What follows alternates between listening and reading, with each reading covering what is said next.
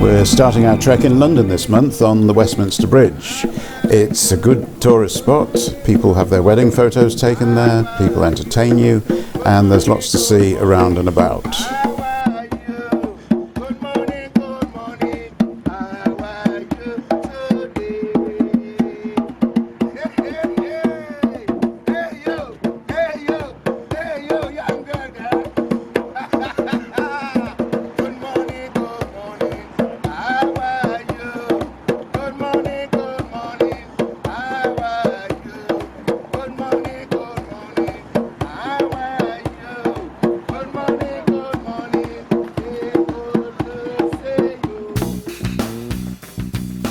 Moving up to Liverpool now, and this impressive arch is the entrance to Liverpool's Chinatown.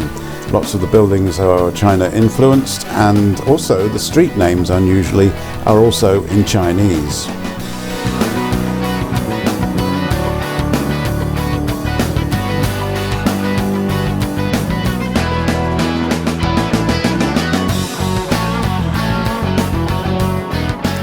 And now we trekkers beam over to Peterborough, the Hampton district, where you can have your breakfast at Harvester, your lunch at Frankie and Benny's, and your evening meal at Bella Italia or somewhere.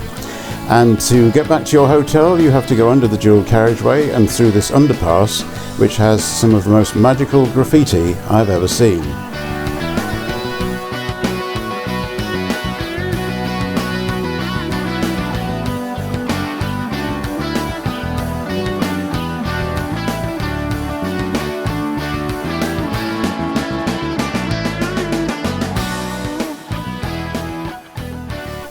Back up on the Wirral now, and last week when I was passing Camel shipyard in Birkenhead, I spotted Sir David Attenborough. Well, the ship named after him anyway. It's a fascinating area with lots of shipbuilding going on. They say that this industry's died, but it doesn't look like it to me.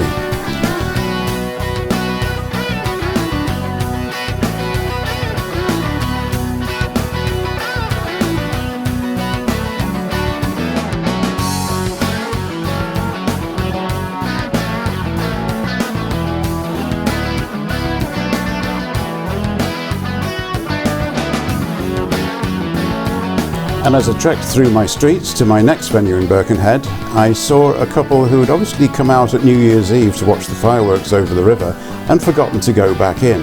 I was heading for Birkenhead Priory, and there they were.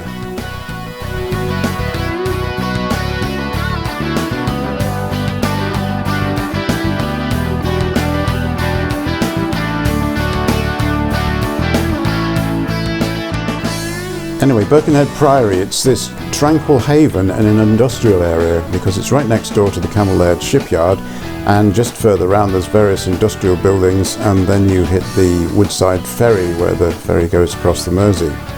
So a tranquil spot to relax. There's a couple of benches here, you can sit here and have a rest.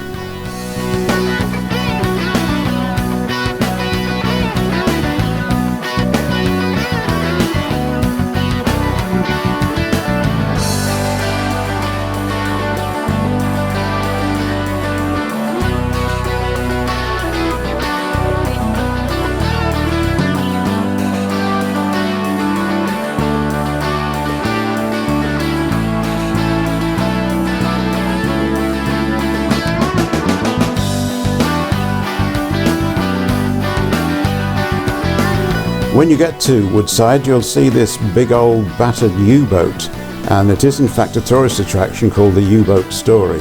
It's not something that ever interested me, but it's certainly quite an obstacle in the skyline of Birkenhead. And finally back down south and across to the south side of the Thames, where you'll find, amongst other places, Woollett.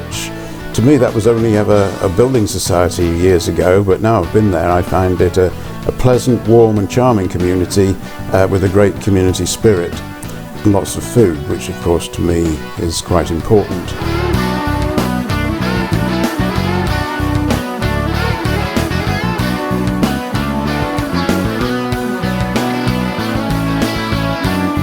So stop here for breakfast and then get on the DLR and go up to London.